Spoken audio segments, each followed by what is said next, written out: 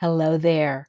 My name's Ramona Nichols, and I'm going to read you my Substack entitled I Fell Down an AI Rabbit Hole This Week and Haven't Climbed Out Yet by Ramona Nichols, February 23rd, 2026.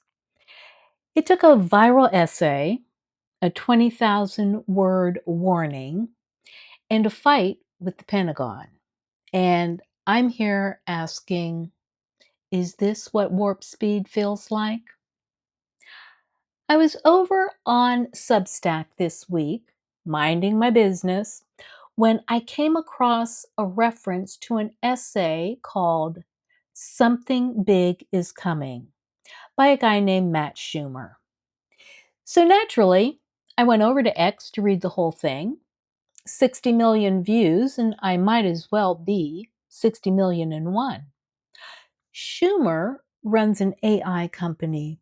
He's only 26, and he's saying engineers across the AI industry have handed over most of their coding work to AI. Not someday, now.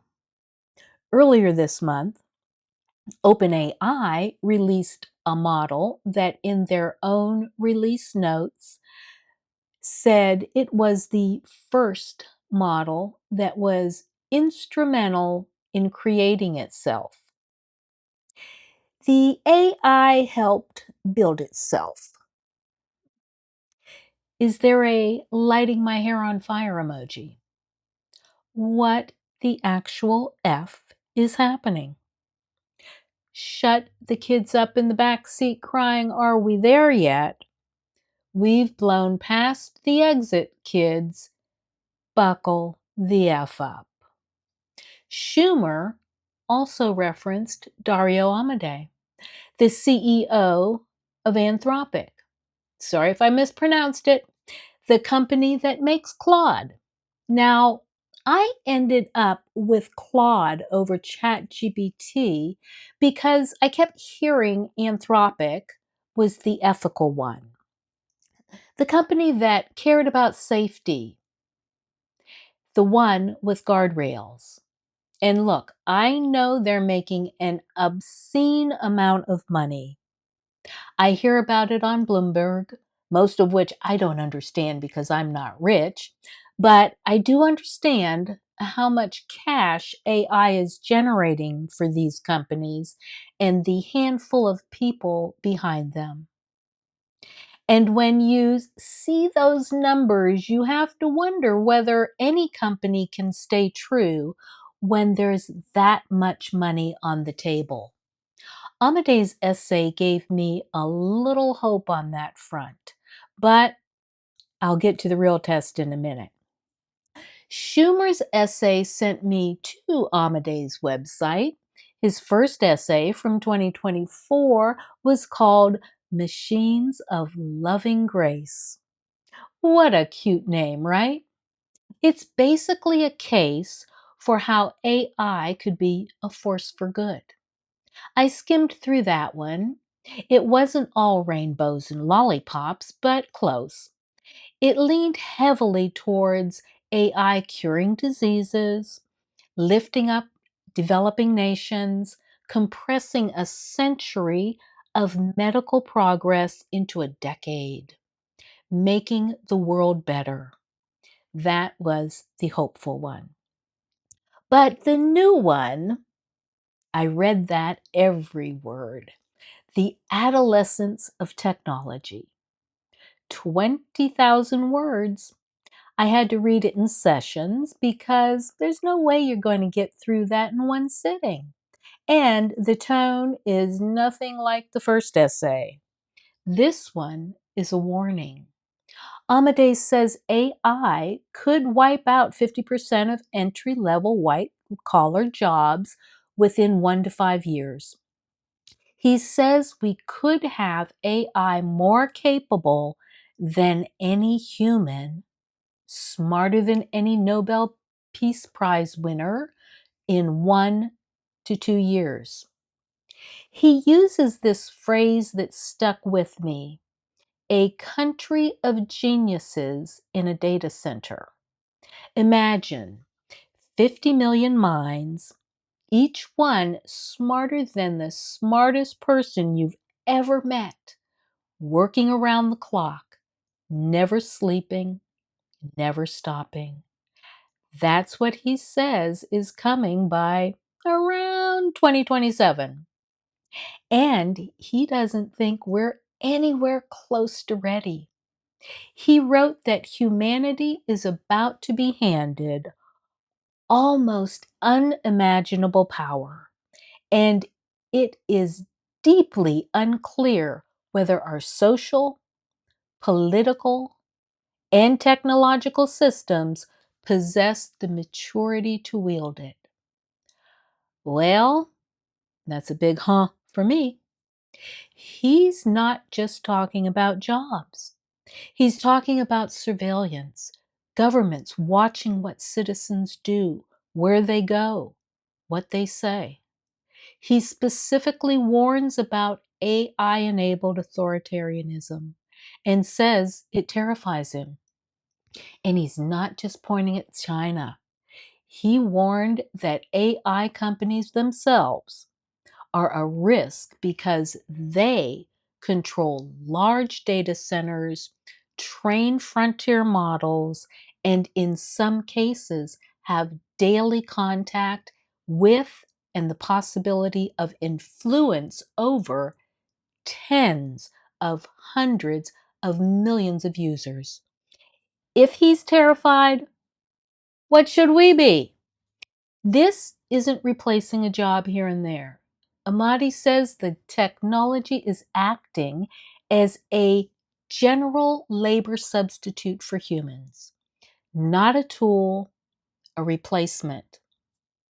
MIT found that AI can already do nearly 12% of the US labor market, saving up to $1.2 trillion in wages. And 40% of employees now fear losing their jobs to AI, up from 28% just 2 years ago. But wait, this doesn't sound like rainbows and lollipops. Now here's where it gets real. The same week I'm reading all this, Anthropic is in full-blown fight with the Pentagon. Or should I say the Department of War, since that's apparently what we're calling it now. Hegseth wants the military to use Claude however it wants. No restrictions. The Pentagon is demanding AI companies agree to all lawful purposes: weapons development, intelligence, battlefield operations, the works.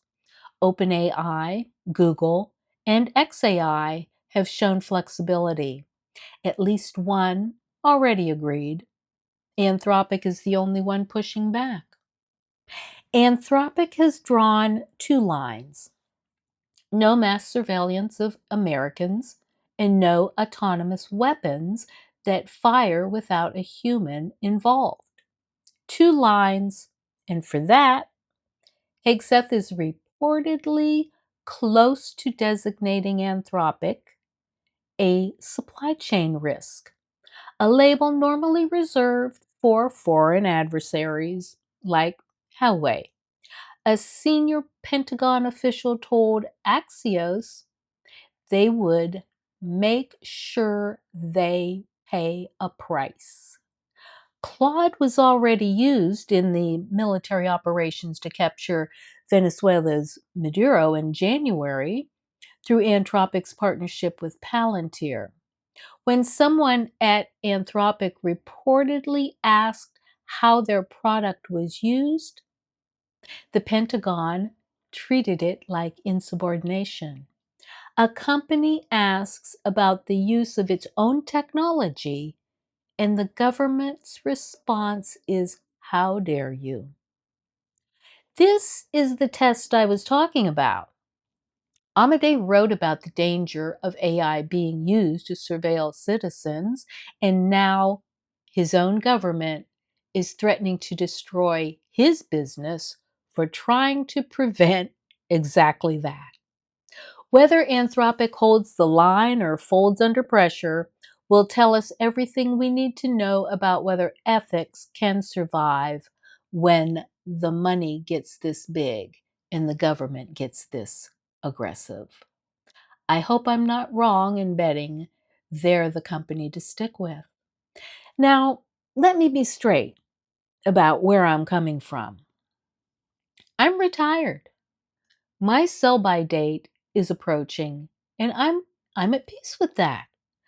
I've been in tech since 1985, and I've seen the internet arrive, Y2K come and go, social media take over. None of them moved this fast. But I don't have a dog in this fight the way you might. Nobody's coming after my job. And honestly, after reading these two essays, I feel something I don't feel often. I'm not sure what to tell you. If you're in the job market right now, I don't know that tinkering with AI is going to be enough. Amadi himself said this disruption is different from every other technological shift because those replaced specific tasks. This one substitutes for human labor across the board. He says it could be unusually painful because in the past, people always recovered. But this time, AI doesn't just do one thing better than you, it does everything. And he says the government needs to step in with measures like progressive taxation on AI firms. But look at what the government is actually doing.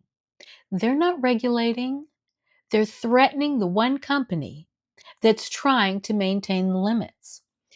And here's what's got my brain bleeding. Shumer says if you haven't touched AI, go spend an hour a day for the next year learning it. Fine, that sounds sensible.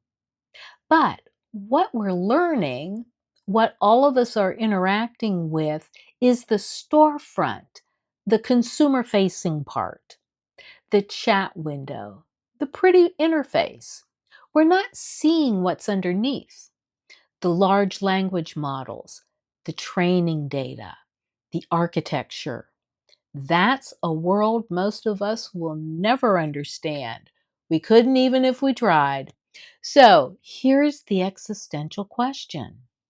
If the real power of AI lives in a place that ordinary people will never be able to access or comprehend, if the actual machinery is only understood by a very small number of engineers and scientists, then what chance do the rest of us have?